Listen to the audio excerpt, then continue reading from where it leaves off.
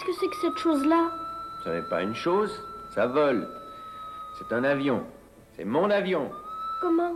Tu es tombé du ciel? Oui. Ah, ça c'est drôle. Alors toi aussi tu viens du ciel? De quelle planète es-tu?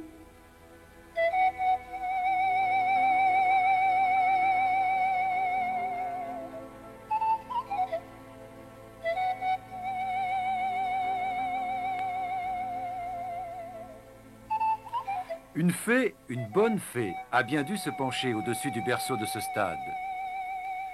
Du ciel, des dizaines et des dizaines de gosses vont y tomber, arrivant de cette cité appelée Cité des musiciens, venant de cette banlieue au joli nom de Colombes.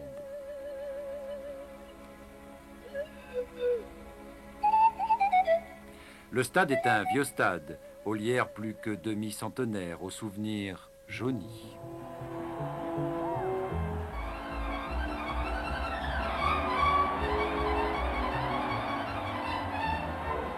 Courir dans les pas de Jazzy, dribbler dans l'ombre de Copa, percer en pleine lumière comme Boniface, c'est ce que se disent les gosses derrière les fenêtres qui resquillent sur le vieux stade.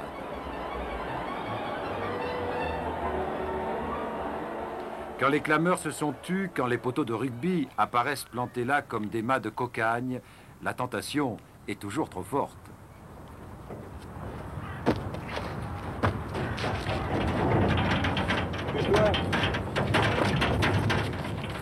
Moi, pendant 10 ans, j'ai fait le mur derrière. J'usais le mur à force de le faire pour aller à l'entraînement.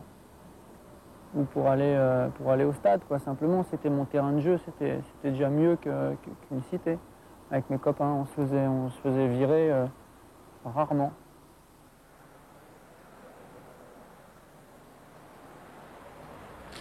La voici, la fameuse Cité des musiciens.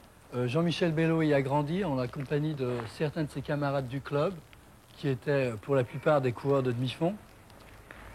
Donc apparemment, tous les Mozart n'ont pas été assassinés, pour reprendre la fameuse expression de Saint-Exupéry. Quant à moi, j'ai eu encore plus de chance, puisque j'habitais directement à l'intérieur même du stade, sous les tribunes très exactement. Et ça a énormément facilité les choses pour moi.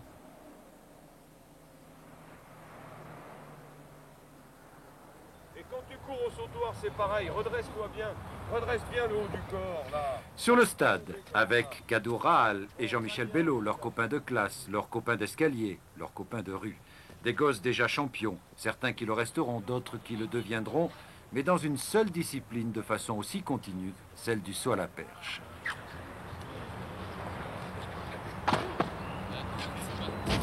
Quand il tombe, hein, fais attention, tu la plantes vers le bas.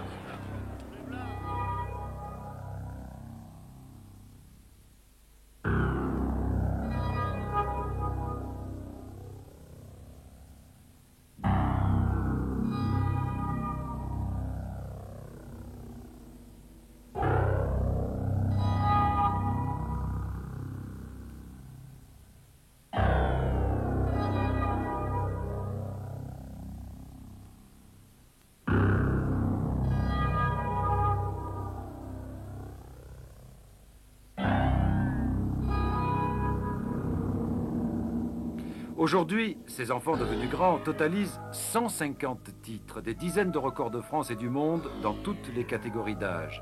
Il y a une vingtaine d'années qu'ils figurent en bonne place dans les palmarès mondiaux, souvent même à la première. Ils ont encore obtenu 6 places de finalistes aux Jeux Olympiques, une médaille de bronze et une médaille d'or à ceux de Los Angeles en 1984.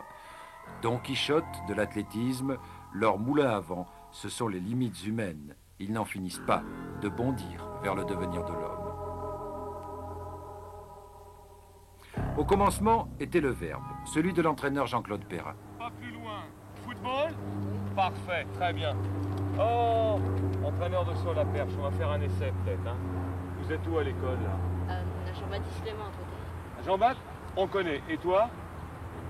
Ah, avec Monsieur Sivillon. Très très bien, très très bien. Grand sauteur à la perche. Vous habitez où? À Courbevoie. Loin? Un quart d'heure. Ouais, avec l'autobus? 154? 164. 164. Et toi? À Toulon. Oui. Et qu'est-ce que vous faites ce week-end? Ah ben j'ai un match de foot le samedi, dimanche. Dimanche matin? Ouais. Et toi? Moi j'ai rien. Samedi après-midi, vous êtes libre? Ouais. On fait un essai à la perche? Ah, excellent. Vous avez des copains? Ouais. Vous nous les amenez? Hein, amenez-en, on recherche des gamins là pour l'école de perche, là, pour les hommes volants. Vous aussi, vous voulez bondir dans le ciel? Hein? Ouais. On n'a pas de noir à la perche, pourquoi?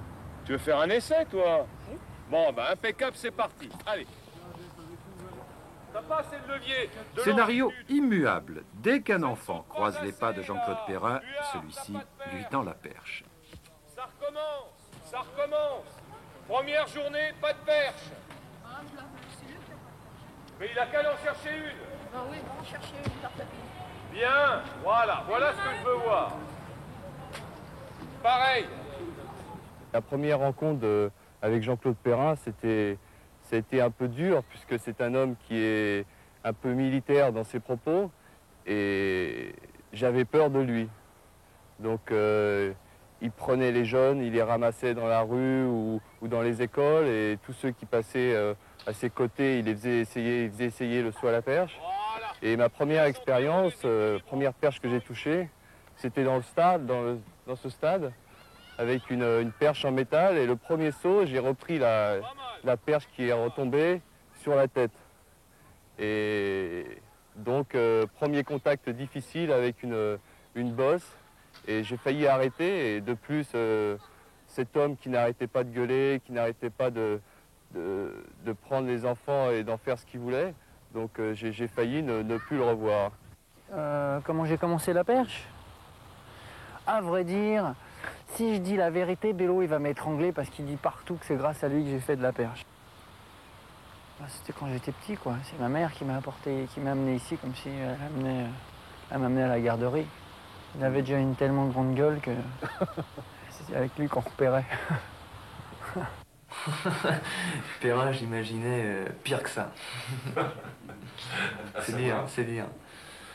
Non, je sais pas, dans ma petite tête de provincial qui monte, d'athlète qui a à faire ses preuves, bah Perrin, c'est le gros morceau, quoi, c'est énorme. J'étais venu pour chercher un groupe de saut en hauteur. Je suis tombé sur Perrin qui m'a immédiatement inséré dans le groupe de saut à la perche et en un mois c'était fait, j'étais fanatique de saut à la perche et ça n'a pas arrêté.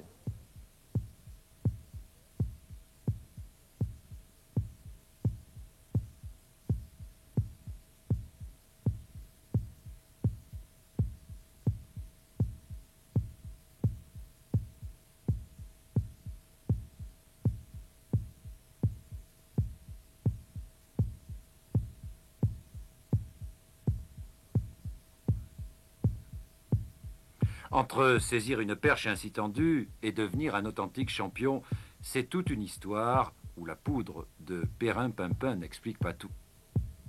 Aucun technicien, aucune machine, aucun test n'aurait pu un instant déterminer qu'il pouvait faire quelque chose de grand, de haut et de prodigieux à la perche. Regardez comme était Bello.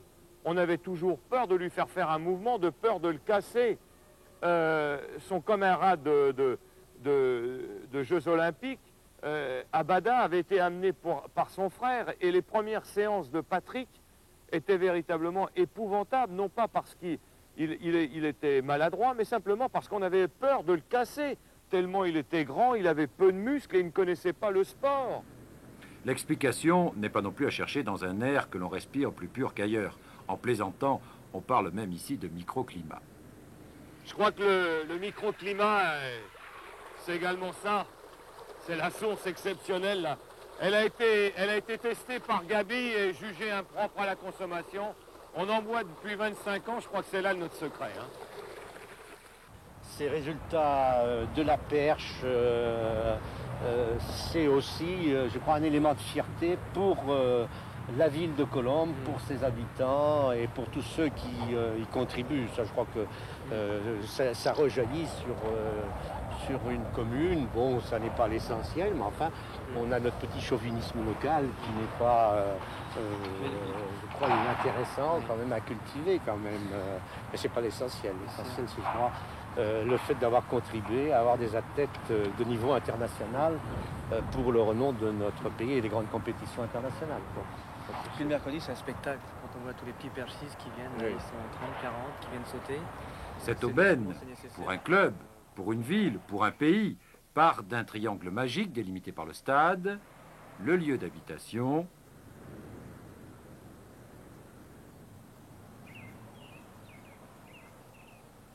et le collège.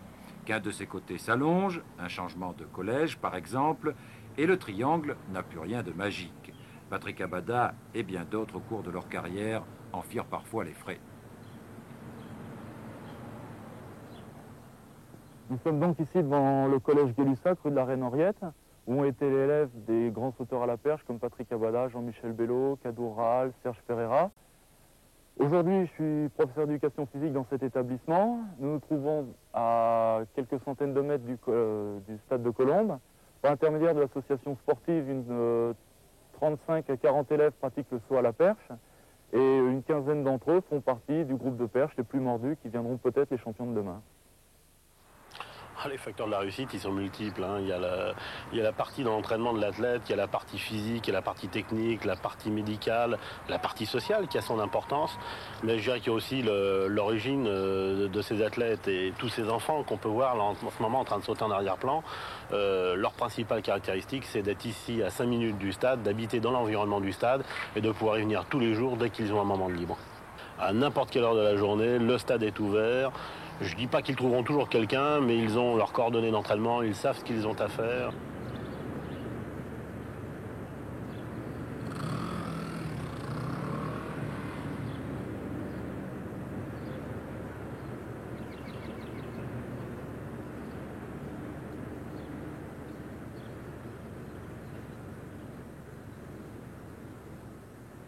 Si on vient sur ce stade, c'est aussi parce qu'on s'y sent bien, parce qu'on y retrouve des amis, parce qu'on y est comme chez soi, parce qu'on y cultive l'amitié, comme sur la grande mare des Canards.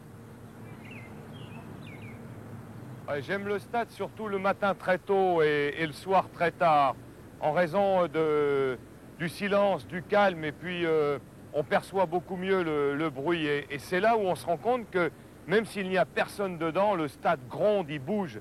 Alors que quand il y a de la foule, c'est habituel, on le voit totalement différemment. Et je crois que ce qu'il y a de plus beau, c'est de voir un ou deux athlètes tout seuls sur une piste ou un sautoir qui s'entraînent quand un stade est nu et qui gronde de silence. Ça, c'est des moments inoubliables. Et ici, on a toujours été bien, on a toujours été isolé parce qu'on a eu ce cadre. Le stade est fermé, il est clos. On a l'impression d'être isolé dans une presqu'île, dans quelque chose de confidentiel. Et je crois que c'est les instants qui nous marquent le plus.